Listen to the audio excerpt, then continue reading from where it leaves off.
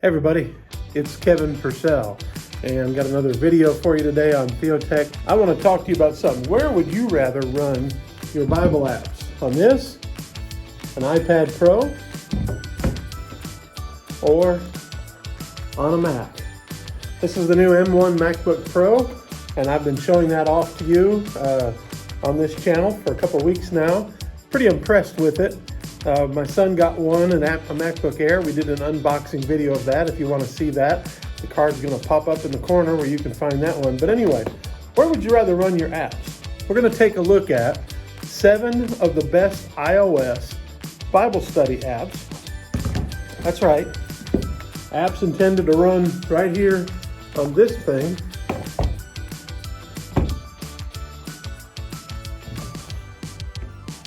We're going to take a look at those, things like the Accordance app and how well they run on a Mac.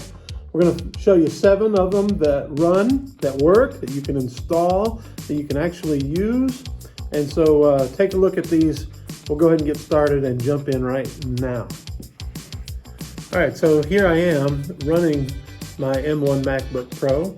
And the cool thing about this is you can install iOS apps. Why in the world would you want to?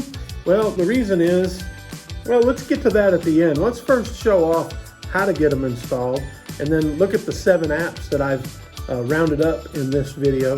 And then at the end, I'll answer that question, why or should you install them? So how do you get iOS Bible study apps to install on an M1 MacBook? Well, let's go here we're in the App Store, and just search for Bible. And when you search for Bible, notice you've got a bunch of things up here. I'm going to show these to you, but the Mac apps tab shows you all of the Mac Bible apps that you can install. And to be quite honest with you, there are some really nice ones. That's where you find the Bible study app. Here's the desktop version of eSword. You can get Accordance in here, but I wouldn't recommend it. Most of these, they're just okay. But you go over here to the iPhone and iPad apps, and now this is where you find all of your apps. For example, the Bible app from Life.church, the Takarta app, that's one I'm going to show you in this video. Here's Logos Bible Study Tools. That's a great app. Another part of Takarta here. So you can find these. The Bible IS, I'm not going to mention it in this video as one of our 7 best, but it does have a nice interface that lets you hear or even see. If you're hearing impaired, you can see video of people signing the Bible. Anyway, so there's a ton of Bibles in here. Most of these, honestly, I've never ever used. But here's Accordance, so it runs in here. Verbum, which is their Logos' Catholic Bible. All right, let's find one here. The New King James Version Bible. We're going to install that. Now, when you do, the App Store is trying to authenticate the user. It asks me to give my Touch ID, or it would ask for your password. Notice that installs pretty quick. Most of these, even the bigger apps, install really well. When you first run this one, it's asking for notification support. We're going to allow it. And then let's see if it'll go big screen. Yeah, it sure will. I use an app in order for me to get that. It's a Better Snap tool that gives you more Windows-style window controls. But this has the New King James Version of the Bible. I guess you can search it. I've never installed this one, as you saw. But that's how you install a Bible app. All right, so the first one that we're going to open up is the Logos Bible Study Tools app. You can find that in the App Store. And here I've got it launched. Now, I got to be honest with you, it took a little bit to get it to run properly. Logging in, I use LastPass as my login tool, and that seemed to cause some kind of incompatibility. It just took forever to get it logged in. But once I did, it worked fine. You can see you've got the home page here. The home page works better on the iOS app than it does on the Mac app. But, that's no big deal, really. And so we're going to go ahead and we're going to open up the Bible study desktop that I've got arranged here. And that pulls up the Christian Standard Bible and the Faith Life Study Bible. And notice that they will sync with each other. So it runs pretty well. You click here, bring up the menu. You can search, use the new fact book. It's got a preaching mode, which is kind of great. Now, I don't use it because I prefer just to put my notes in Word. But if you use it, then you can use it on your iPad. Run things like guides, passage guide, Bible word study guide. So it's got all the tools you can use on your iPad. These other guides as well, exegetical guide, the topic guide. And it runs fairly well. And it's actually a lot faster than the desktop app. So that might be one of the reasons that you would be interested in possibly running Logos on your MacBook if you've got an M1 MacBook. So the second one we're going to look at is Accordance. Now notice it gives you the 2 because if you have Accordance installed already, it wants to use that name, but it can't. So it puts a 2 on there, but it launches the app. Notice how just quickly it pops up and you're ready to go. Unfortunately, it crashed. And that's one of the things I've noticed with Accordance is it does occasionally have some problems and it crashes a little more often than some of the others. We're going to go to Acts 1 and then 8. And I've got the Cornerstone commentary here.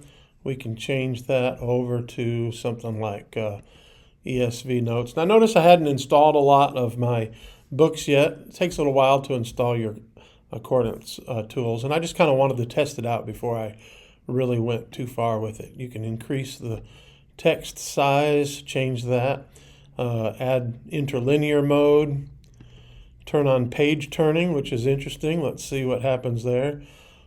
So notice it goes page by page instead of scrolling. I prefer scrolling. Open up all the display.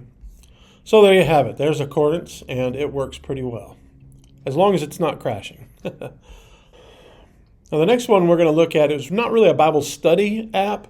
It's more of just a Bible app, but it's the Bible app. In fact, it's the most popular and famous Bible app. And we're going to increase the font size so you can see it better. Sadly, you're stuck in this small column. It won't expand. If you go over here, it's probably best just to run it in half-screen mode, maybe with a browser or your word processor, note document, something like that, or another Bible app if you want to. But all the tools that work in the regular app work in this one. Let's highlight. One of the reasons you might actually be interested in using this is because of the multimedia here.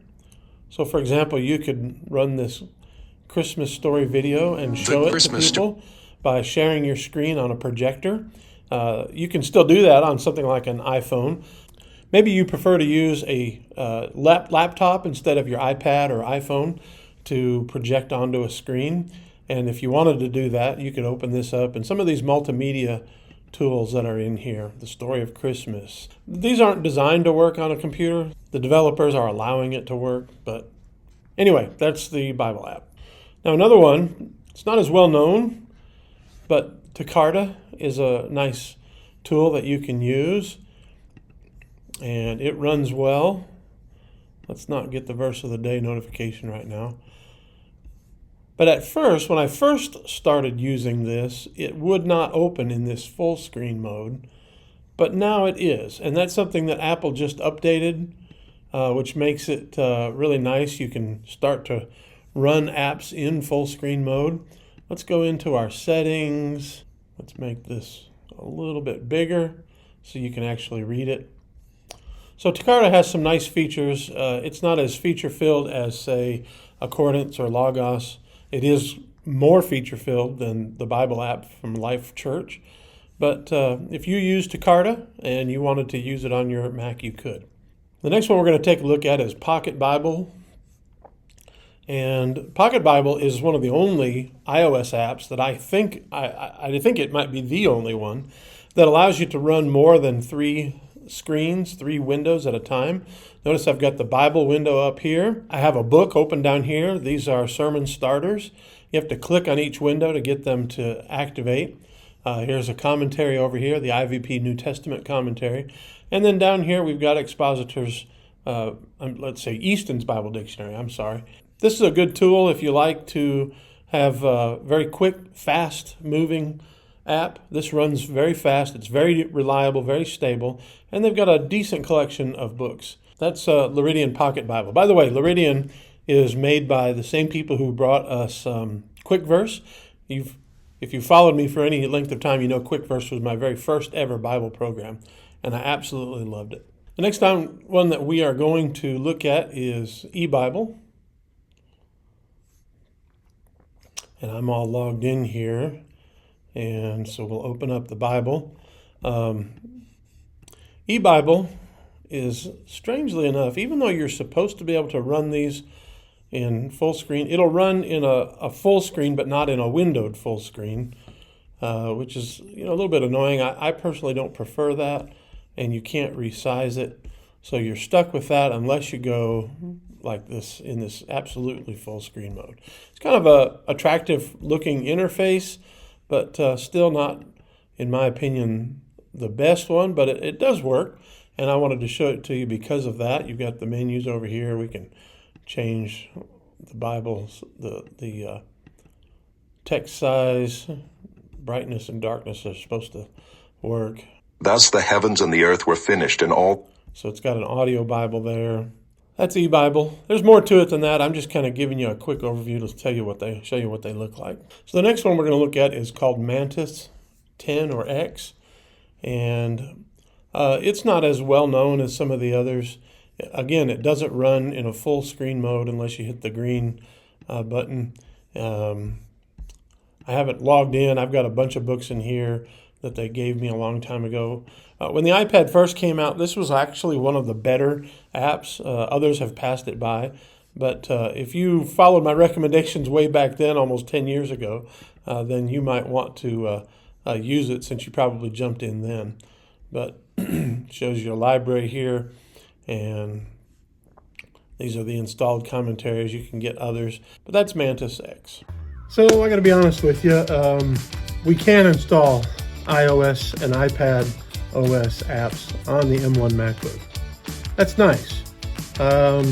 Why would you want to? Well, as I shared with you, the Bible app from Life.church has some nice multimedia content that you may prefer to share with others, hooking up your MacBook over a screen. You might want to do that. I don't know. You also may prefer to run it inside an app than to have to go to their website. That's one reason for that app. As far as Logos, it does run a little faster than the desktop version, so that might be a benefit. But most of these others, no, I don't really think that you should. I don't think it's, I was really excited about this when I first heard that it was coming out, but now that it has, not that excited. In fact, I probably won't use many of these ever, except in very rare circumstances. In fact, I'm probably going to go ahead and just wipe most of them off. So I would say, unless you just really would like to run a fast, quick app, for example, that Laridian, that runs really fast, but so does their desktop version for the Mac. The Accordance app runs really fast, but so does the desktop version of it. And the desktop version of it is more stable. When it comes to Logos, yeah, it runs faster, the iPad app. So that's probably a good choice.